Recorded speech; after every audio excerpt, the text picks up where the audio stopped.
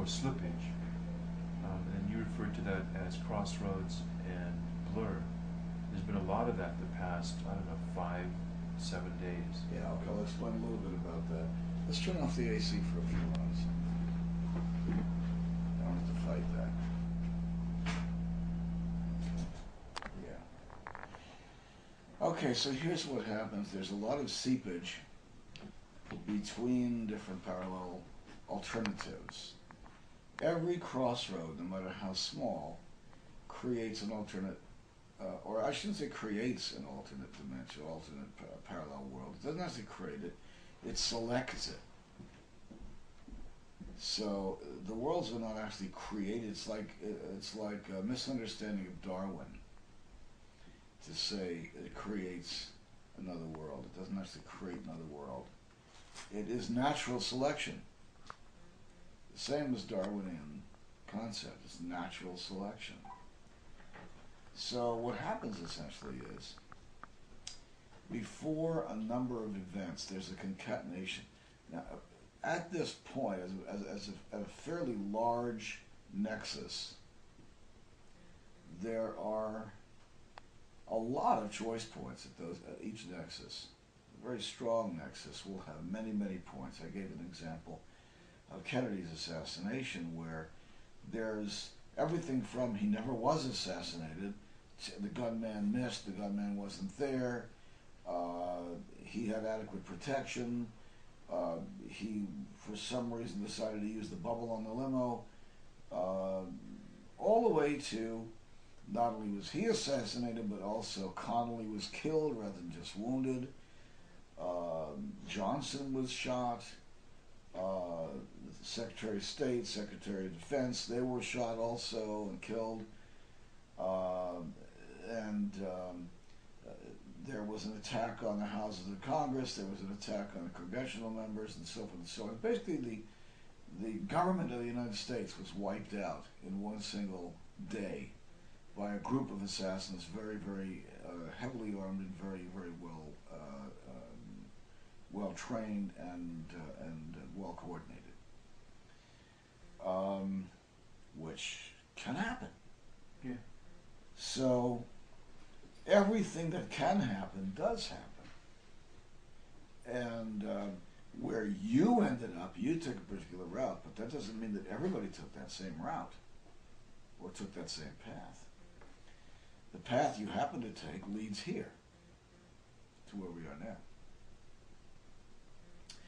There are lots of choice points between 1963 and 2009. Those choice points, each one of them, tend to pack up in certain areas into what's called a nexus or a grand nexus, or a greater area called a plexus, which is a group of nexi. So in each of those, the psychics and mediums go nuts, basically. They're seeing this stuff.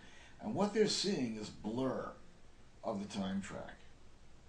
So as they look ahead on the time track, there's lots of other, looking back, there's no blur. Because the choices have been made, the choice points have been there, the route has been followed to here. Looking ahead, the choice points start to blur. And there's a lot of sweep and blur and mix and meshing.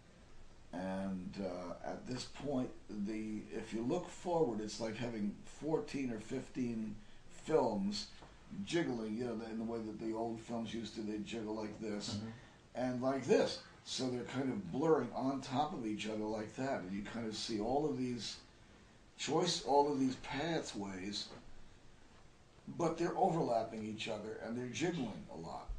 So jiggle and blur and wiggle and slurring of various kinds, different slurs, different slippery slidey, slippery slidey things are happening. From the psychic standpoint, this is people who are open to, who can see, actually, the choice points. All a psychic is somebody who can see the choice points and see the paths, the multiplicity of universe. Then there are those who are beta trained, and all they can see is the universe as it is right now, plus the universe as it was and they can't see beyond that box. They can't see outside that box to what might be, what could be, what should be, what can be, and so forth. All the different ifs, ands, and buts that are rolling out from this point. So the rollout is invisible to them. All they see is right now. They're not in the now. They're never in the now. They're never in the present. They're living mostly in the past. And they're trying to impose the past on the present so they can understand it. So they're overlaying past images onto the present, trying to understand what the present is in relation, in light of the past, which is the comparative index that we talk about in terms of brain function. So the brain is an associative brain. The beta brain is an associative brain. This is like that. This goes with this. This reminds me of that, and so forth. That's an associative function. That's how the beta brain operates, by association and by comparison. 2 + 2 = 4. How do you know that? Because I have experienced that so many times that I now accept it as real. Right. I accept it as true.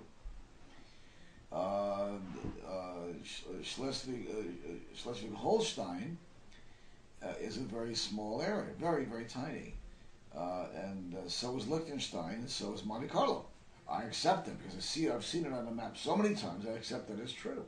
Have I ever been there? No. I don't have any experiential data. But what I do have is a weight of information that I have now accepted as true because there's so much weight in it for me. I've seen it on globes, I've seen it on Mercator projections, I've heard about it, I've seen it on television, it's reinforced in James Bond movies that they have these little chases through, and so on. So that's how the beta brain operates. Now, when you're in the alpha, in the alpha theta, you don't have that constriction, so you're looking ahead. Now, when you look ahead, you start to see this blur. And you say, so a big choice point is coming in. So that's how many psychics will say something big is about to happen. Because the choice points are weightier. There's more of them. And they're more packed together. So you get more blur of the paths. So the paths are very uncertain right now. There's something big about to happen. This is, what is this, it's May the 31st into June the 1st, 2009. So I say that at this time, something big, really big, is about to happen.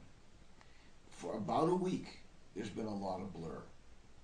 And psychics, if Jean Dixon were around to say, I don't know if she is or not, but if she were around to say something about it, she certainly would be talking right now and saying that something big's about to go down.